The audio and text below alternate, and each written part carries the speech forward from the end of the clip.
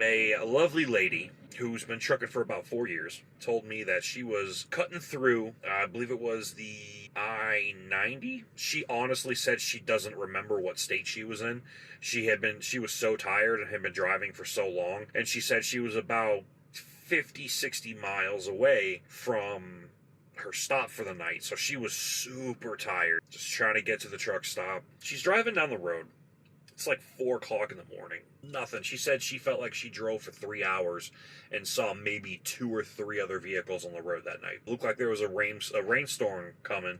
So not only was it dark outside, and that road up there, that far north, there's no streetlights. It's just your headlights. So it's fucking dark. And now there's no stars or moon, just the occasional lightning in the sky. Very ominous, very creepy. And she decided to pick up a hitchhiker. Not me, dog, but maybe. I don't know. Okay, so she sees this storm coming. It's going to be a doozy. She's getting lightning storm alerts on her phone and all that jazz. She's up in the mountains. She sees a woman walking down the street, wearing nothing but a backpack and a walking stick. She pulls over. The woman runs up to the truck. You know, hey, can I get a ride? Can I get a ride? She's like, yeah, hop in. Let's just sit in the passenger seat. The woman looked odd. It's the only word that the female trucker telling me this story could describe this woman. She had a youthful look to her, but when you looked at her, she looked old. So she told me from looking at this woman, she could not tell how old she was. She's talking to this woman, and this woman's telling her, you know, why she's out there. It's a story about apparently she was living with a boyfriend who was really, really abusive, and she finally just got the nerve and the wherewithal to put what she could in her backpack, grab her walking stick, and hit the road. And apparently she had been walking on the road for a couple days, is what she said. And my friend telling the story, she told the girl, like, hey, I'm only going to the truck stop. I've got like 50 miles left, and I'm stopping for the night. So I can't get you very far, but at least at the truck stop, if it starts to pour, you can wait inside until the rain stops. She was like, oh yeah, thank you. This is where things got really fucking weird for me. I don't even know if this classifies as a Vanishing Hitchhiker story, but bear with me. They get to the truck stop. Woman hops out. They say their goodbyes. Now, before Trucker Buddy wanted to go to bed, she went into the truck stop. And she notices a poster board with a bunch of missing persons posters on it. She finds a picture of the woman that was in her truck. And it said she was missing. And it said she had been missing for about 2 months. And even though the woman got out, and it looked like the woman went into the truck stop, couldn't find her anywhere. So she calls the cops and says, like, hey, I've got, beyond a shadow of a doubt, so-and-so was just in my truck. The officer, or the dispatcher, I guess you'd say, tells the woman that's not possible. And she's like, I'm telling you, I just drove for at least an hour with this woman in my truck. I talked to her. And the dispatcher's like, ma'am, we found her body 3 weeks ago. And she's like, what do you mean? Like, what happened? She's like, man, we found her body on the side of the road on I-90 in such and such an area where she was. She come to find out she literally drove past where they found this woman's body on I-90. Apparently the abusive boyfriend got in his car when he realized she was gone, flipped the coin and picked a direction, turned out to be right, and when he saw her walking on the side of the road, he ran her over. So, to add a little cherry on the cake of how fucking weird this is, she's like, well, I'm not going to sleep now. She gets back in her truck. She does eventually go in the back and falls asleep, but right before she goes in the back, she sees another truck leaving a spot. It's like 5:30 in the morning now, which is when most truckers usually hit the road. And she swears to God that she saw the girl in the passenger seat as it was leaving. And that while it drove past her truck, because the woman got out before she parked, so the woman, this ghost hitchhiker, didn't know where she was parked, but as it was leaving, she says she looked directly at me, and her eyes followed me, stared at me as the truck was leaving until she was out of sight. Like she knew exactly where she was. That's creepy. She said after that, she vowed to never pick another person up ever. It was her first time in her 4 years of trucking that she ever picked up a hitchhiker or anybody or gave anyone a ride. Because again, most companies won't let us give people rides unless we get a permit, and it has to be somebody we know when we have that permit. Unless you're an owner-operator, you're not allowed to pick people up. I'm starting to wonder if maybe it's because of some of this weird shit that's going on. Because I knew the Vanishing Hitchhikers were a thing. They're oddly popular. The Vanishing Hitchhikers seem to be the most common trucker urban legend that I come across. I got another one here for you. This one also is weird. This one, however, does not take place in America. This is actually another trucker buddy of mine. I forgot his name. I think his name was like Jameis. He's actually from Scotland, and he met his wife on vacation in America. They got married, and he moved to the States. So he's only been in America for a couple of years. But I was talking to him, and he told me a story. He was a trucker in Scotland for about, I think he said it like 5 years.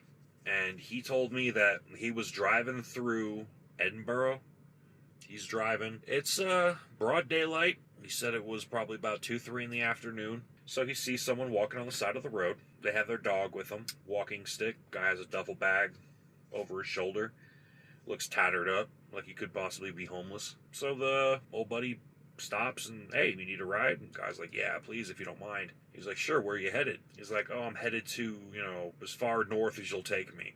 He's like, all right, well, I'm headed, up quite a ways. He was basically headed to, like, the northmost city in Scotland, from what he told me. Lets the guy in. He's got, like, a little... He said it looked like a pug mixed with, like, a bulldog. So it was like a pug-faced looking dog, but it was bigger than a pug. Cute dog, he said. Here's the weird part, though. So the guy gets in the truck, and they're chit-chatting, shooting the shit. About 3-4 hours later, the guy basically gives him the same spiel that most truckers would. Hey, I'm stopping soon for the night to take my mandatory reset break. Not to be mean or disrespectful, but, know you well enough to have you in my truck while I'm trying to sleep. So the guy says, if you're going to keep driving north, if you want, I'll sleep on a bench or something, and before you leave, could you wake me up and I'll get back in the truck and I'll go with you? And he felt really bad about that. He's like, man, you really are trying to go north, like, So he makes him a deal. He's like, all right, look, I'll sleep. And he basically gets him like an Uber for like a hotel. Morning comes, the guy wasn't at the hotel, so he's looking all over the place. He's asking the guy at the front desk, like, hey, I checked in someone last night around this time. Could you knock on his door? I'm here to pick him up. The guy's like, we didn't have any check-ins last night. He's like, I brought someone here last night. I checked them in. I paid the fee. And he reaches for his phone and he goes to pull up the transaction receipt and he can't find it. So he opens up his bank app to go through his recent purchases. It's not there. It's just not there. He told me he remembers clear as day him getting in the Uber, going to the hotel, him calling him, because he was homeless, I guess, but he had a phone. So he calls him, and him giving him the card information to the clerk over the phone to buy him the room. Guy was gone. No card activity. The emailed receipt he got was gone. The only trace of the guy that he could find was there was dog hair in the truck. On the floor. It's the only thing that proved the guy ever existed. He never had any fraudulent activity on his card, so it wasn't like it was a scam. He said, even like a year later, nothing. He doesn't know what happened.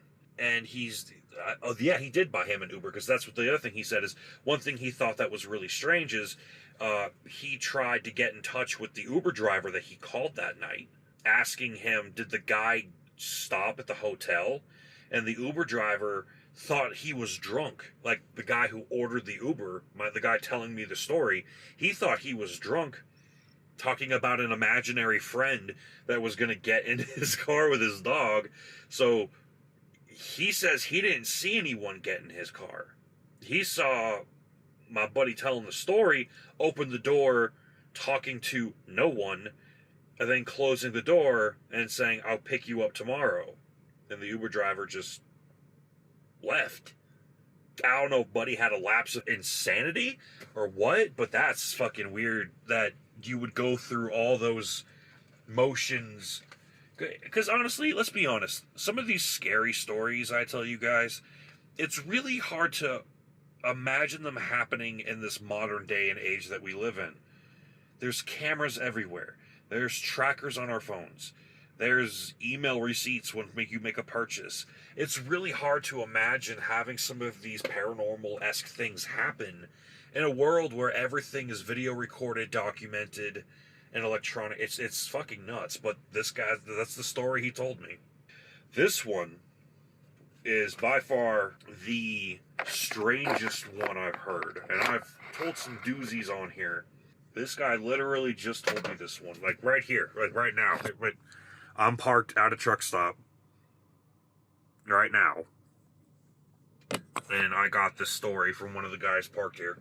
There are a lot of weird things that happen to truckers that drive through the Appalachian Mountains. My buddy that was telling me the story just now, he was driving through Kentucky. He detoured because there was a historical site that he wanted to visit in Kentucky. So he detoured a little bit so he could pull his truck over at the truck stop, catch an Uber, go check out this historical place because his ancestors came from Kentucky.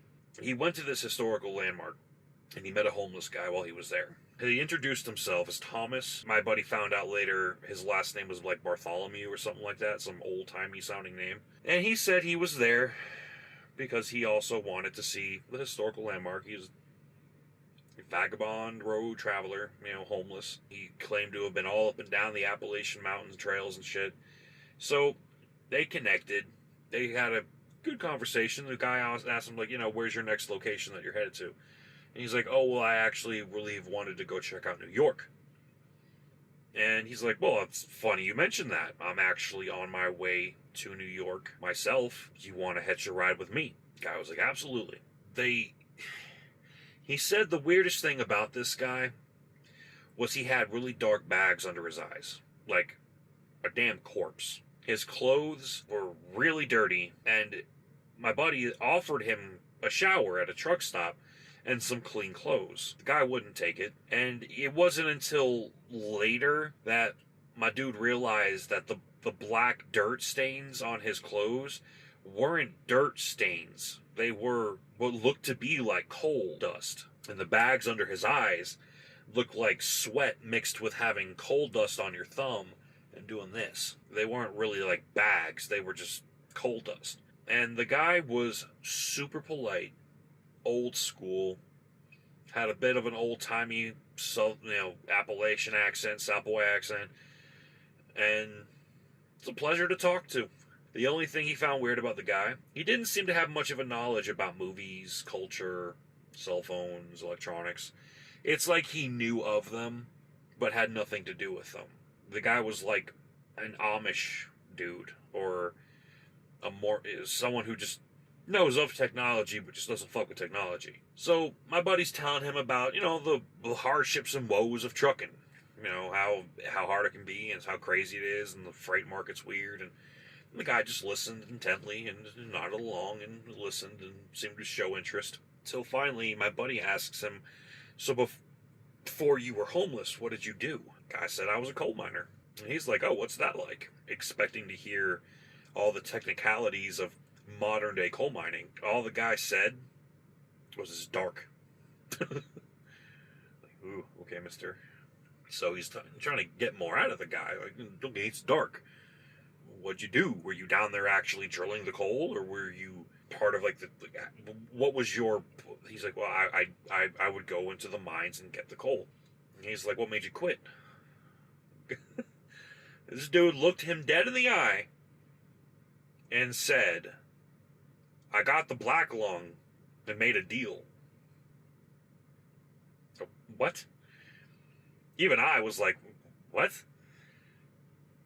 I thought maybe he made a deal, like he caught black lung cancer, I was assuming, from working in the mines, and he made a deal with the company for money in exchange for, but I'm like, no, because if he made a deal with the company and they like settled out of court or something and gave him money, why is he homeless?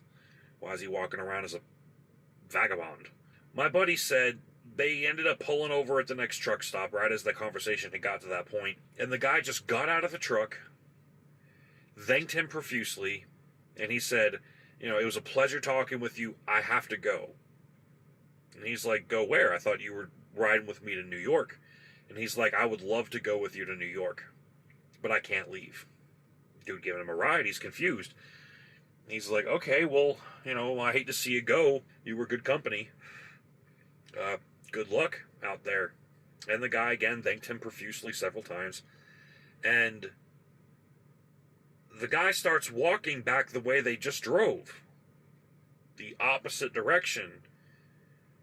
South. Instead of north to go to New York, he started walking south. Didn't go into the truck stop to get food or a bathroom break or anything. Just grabbed his stuff and just started walking south. I asked him where the truck stop was that he stopped at. I fucking can't remember. But I remember me and him Googled it. Like the border of what is Appalachia, like the Appalachian Trail, the mountains and all that. They were literally maybe 4 miles away from being out of Appalachia. And I often wonder now that, like, even as I was saying this to you guys, this dude, was he about to, like, leave the borders of where he's allowed to roam as a ghost? And that's why he can't leave the Appalachian area? I don't know. I'm not an expert in geography. I thought that Appalachia kind of went up into New York, at least a piece of it. I think I'm wrong, though. But basically, I don't know. Maybe just the route that they were taking was going to, like, swoop out of it and maybe go back into it. I don't know. But they were literally right near the border of where Appalachia considered ends. And now you're more onto the coast. And the things that creeped him out the most is he started having nightmares about being a coal miner after this guy left. He started having nightmares of being in a dark mine. And he said he could smell the sulfury, gross smells, and he felt like he was sweating, and he would wake up covered in sweat. And there were little marks on his passenger seat where the guy was sitting that there were black traces of,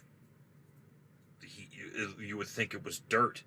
He's 99% sure it was coal dust because it was black. I don't know. That's weird. This guy seems to have picked up a fucking Appalachian coal miner's ghost. So, anyway, y'all, I'm tired. Have a great night. Be safe. And if you do ever pick anyone up, please be careful. Like, spooky ghost hitchhiker shit aside, there's some really fucked up people out here. Just be careful. Have a great night, y'all.